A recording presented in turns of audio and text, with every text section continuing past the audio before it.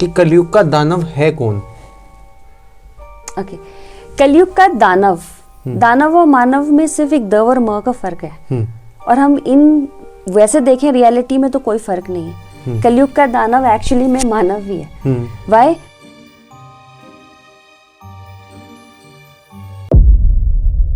हमारे एक्शंस की वजह से ही तो गड़बड़ हो रहा है सारा।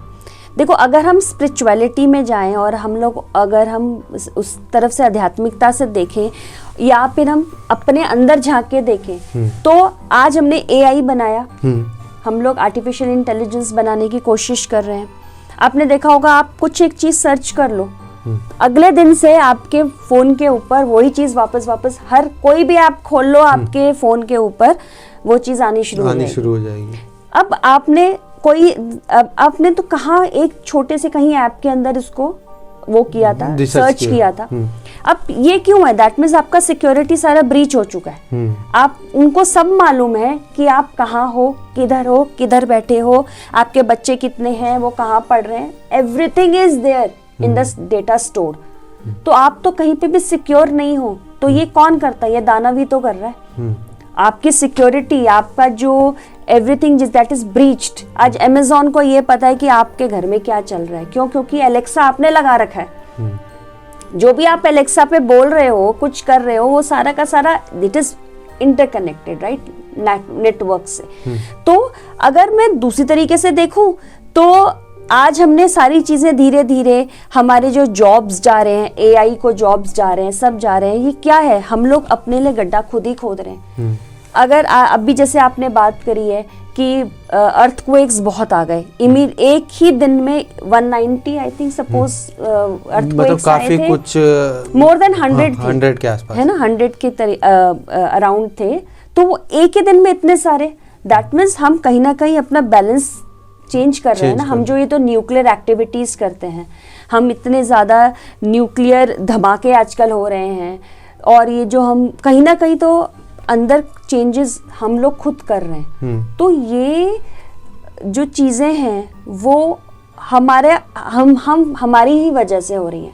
और अगर हम घर में देखें, अपने घरों की तरफ मुड़ जाएं तो हमारे अंदर पेशेंस खत्म हो गई।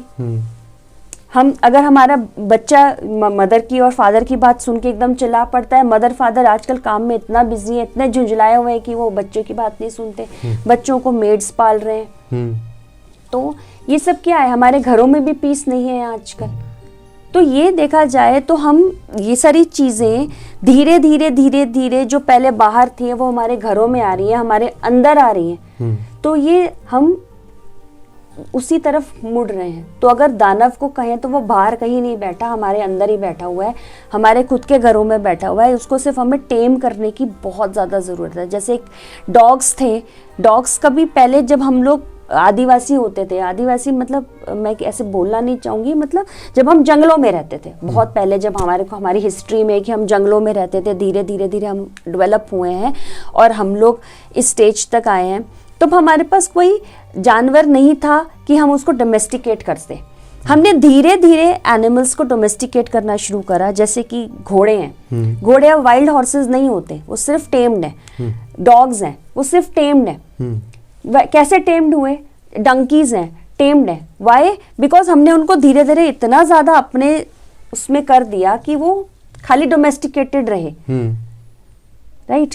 तो इसीलिए हम यही चीजें मैं ये कहना चाह रही हूँ कि अगर हम इन बुराइयों को पनपने देते रहेंगे तो हमारे को देखना है कि हमें इस जानवर को पनपने नहीं देना, हमने उसको टेम नहीं करना, उसको वाइल्ड मतलब टेम करना है तो अपनी एक लिमिट के अंदर हम उसको रखें, उसको वाइल्ड नहीं छोड़ना है।